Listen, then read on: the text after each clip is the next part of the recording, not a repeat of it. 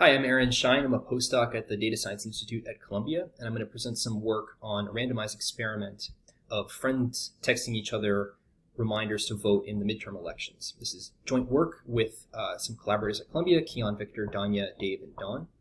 And we worked with this app called Outvote. Outvote is an app that helps its users systematize the process of sending text reminders to vote. So the way this works is you browse your phone contacts that have been synced with the app, and you're prompted to select a few of them that you'd like, that you intend to message. This creates a queue, and once you say get started, the app will immediately take you to a messaging interface for the first person on the queue. You're presented with a default message which you can edit, and when you're ready and you press send, the app will simply take you to the next person on the queue. So during the 3 months before the midterm elections, Outvote implemented a randomization scheme, which they hoped would help them assess the causal effect of their users' messages. So the way this worked is, for queues of length 5 or greater, the app would randomly skip over contact. So when you press send on a message and you're going to the next contact, the app would flip this coin, and with a small probability, it would skip that contact and take you to the next one. So during the study period, 5,000 users queued 500,000 contacts and sent 132,000 messages. So this randomization scheme is going to help us assess some causal effects of these messages. To set this up, we're going to define the treatment to be receiving at least one message from an Outvote user during the study period, and the outcome is whether or not you voted in the midterm elections. And this is publicly available information, not who you voted for, but whether you voted. Now, if receiving a message was completely random, then we'd be able to use this data to assess the average causal effect by simply comparing the voting rates between those who received a message and those who didn't. But in this case, it's not random. So Outvote's randomization scheme allows us to define an instrumental variable for each subject, which we're going to interpret as a treatment assignment. But we have to be careful when we define it, because users first may have noticed that one of their contacts had been skipped, and they could simply exit the current queue and create a new queue, adding that skipped contact, where the contact would then again only be skipped with a 5% chance. Second, multiple users may have queued the same contact. And so there's multiple queuing events associated with the same subject. To define our instrument, we're simply going to look at the very first time that a subject was queued by any Outvote user. So if they were skipped in their very first queue, we're going to interpret that as they were randomly assigned to not receive the treatment. And if they were not skipped in their very first queue, we're going to interpret that as them being assigned to receive the treatment. Now, random assignments raise the notion of non-compliance.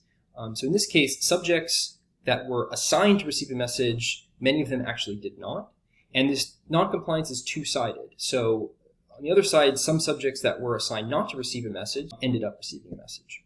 Only about 29% of subjects that were assigned to receive a message did. And the reason is basically that users created very, very long queues and would get tired eventually and give up and not text the remaining people on their queues. Moreover, 13% of subjects that were not supposed to receive a message ended up receiving a message. And again, this is because contacts are being queued multiple times, either by the same or different users, but we are only defining their random assignment in terms of the first queue.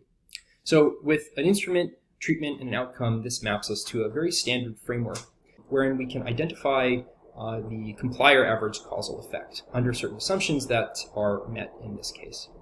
And this is the average causal effect among the subpopulation of subjects that are compliers. These are subjects that would receive a message if and only if they were assigned to. We can estimate the case consistently with the Wald estimator, where the numerator is the intent to treat effect, that is the difference in the voting rates among those that were and were not assigned to receive the treatment, divided by the compliance rate. When it comes to estimation, there are two remaining wrinkles.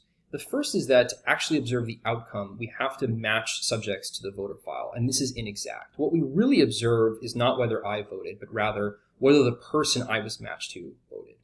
And this introduces measurement error on outcomes, and you can show that the type of measurement error, it's non-differential with respect to assignment, leads to attenuation bias. So this is going to bias our result towards 0. And you can sort of see this if everyone is mismatched and their outcomes are drawn randomly from the population, there should be no difference between the subpopulation that are assigned to receive the treatment and the subpopulation that isn't. So the ITT in the numerator is getting driven to 0. The second problem is that the compliance rate in the overall subject pool is very low. A low compliance rate is going to drive the variance of this estimator and make it difficult to estimate any effect precisely. So the way we're going to deal with the first issue is the following. Outvote had a matching system that matched subject I to a voter roll database, and this system was essentially just based on the phone number and the name that was stored in the user's phone.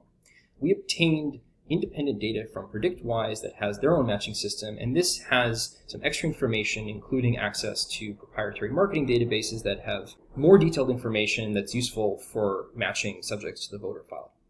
We found that for 30% of subjects, Outvote and PredictWise agreed on who they matched to.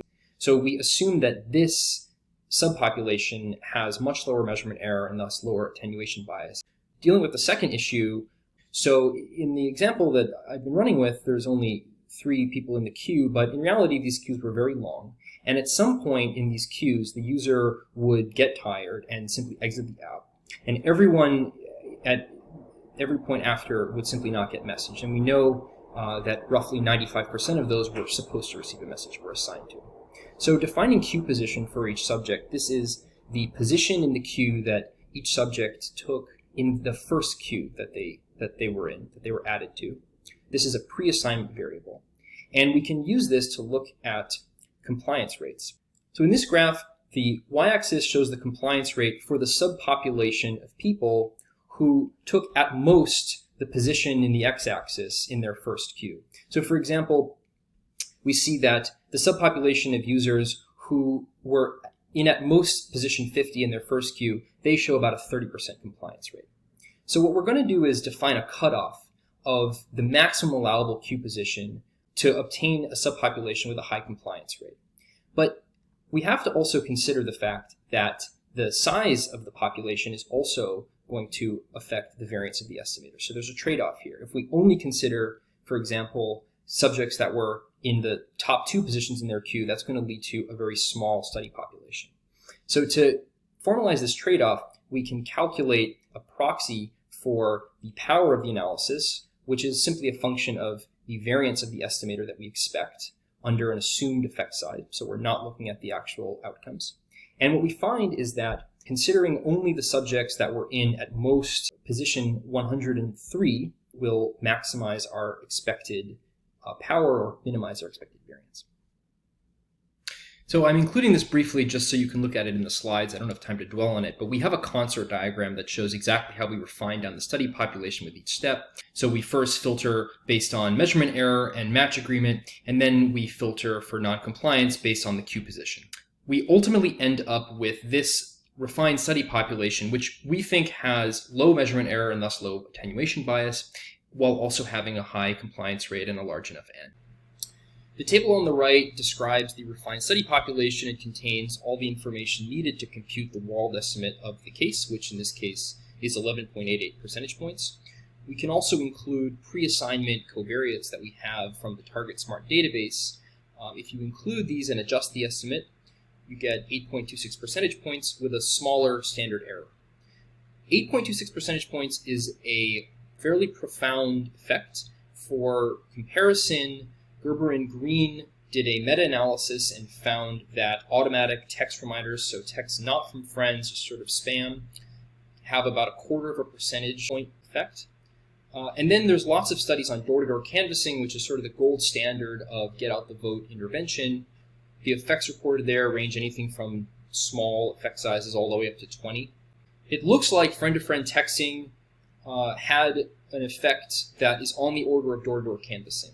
And this is one of the largest effect sizes reported in the Get Out the Vote literature at this scale. We think the study has renewed interest during social distancing.